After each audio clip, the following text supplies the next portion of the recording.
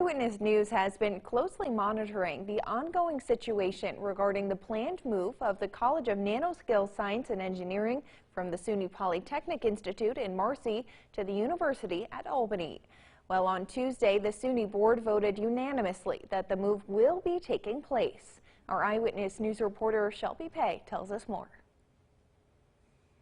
Reactions from officials regarding the move are being voiced across the Mohawk Valley, but it seems like the overarching theme is that very few are pleased with the decision. Roanne DeStito, council chair for Suny Poly, who just took the position last year, says she's disappointed with the outcome.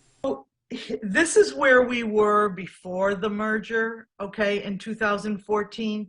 We are the ones that have the engineering degrees. We have a lot of what we need. I am not going to say that I'm not disappointed. I am disappointed in what took place, but the fact is we have to move forward. And to clear up any confusion, the Marcy campus will physically stay where it is. It's the element of the College of Nanoscale Science and Engineering that will fall under UAlbany. But a big step in moving forward is finding a permanent president for Suny Poly, which they haven't had for 6 years.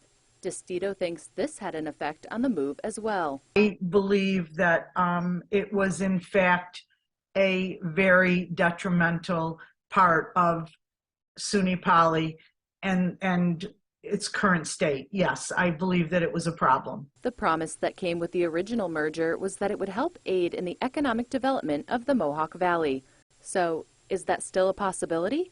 Roanne DeStito thinks so. We still have Danfoss, right on our campus. We still have the Wolf Speed, who has talked about doubling in size.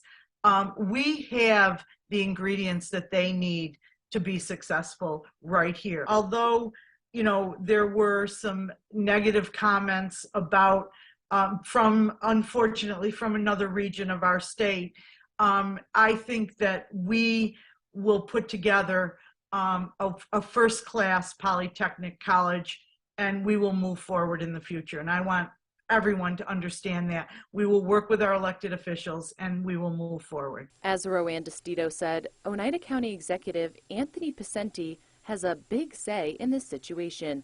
So I caught up with him to get his reaction, as I've discussed the situation with him previously, and he shared with me his frustration. Sometimes the way in which things are done is just as bad as what is done. And, you know, what was done here was, at least unnecessary and really doesn't make any sense. And I've used the word shameful and disgusting and other things. I just think it's really a bad way for the governor to do business. He also agrees that a lack of a consistent president attributed to the final decision. To go 6 years without a president, a permanent president, what does it say to everybody? I mean, and we've been saying that, we've been pushing for that with both administrations, the Cuomo administration and the Hochul administration. We need a president. We need a permanent president. They've gone through 2 searches. This will be the 3rd search. If you're a president out there and waiting, I mean, would you recommend to he or she to come here when there's so much uncertainty, and why would you? Lastly, I also spoke with Dr. John King, who was recently named Suny Chancellor-elect and will take office in January 2023. While he's just joining the Suny system, he has high hopes for this area. The governor's decision, I think, reflects a commitment to the leadership role of Albany in nanotech, which is vital for the region, and the Board of Trustees and the resolution they adopted made sure to commit to the long-term development of Suny Poly and making sure that Suny Poly is a force for economic development in the Utica region, that we build on things like the Wolf Speed investment. And I'm excited to work with local stakeholders in Utica to develop a robust plan for Suny Poly.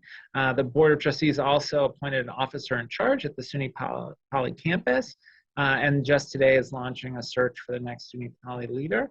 And he says the search for a permanent Suny Poly president is underway.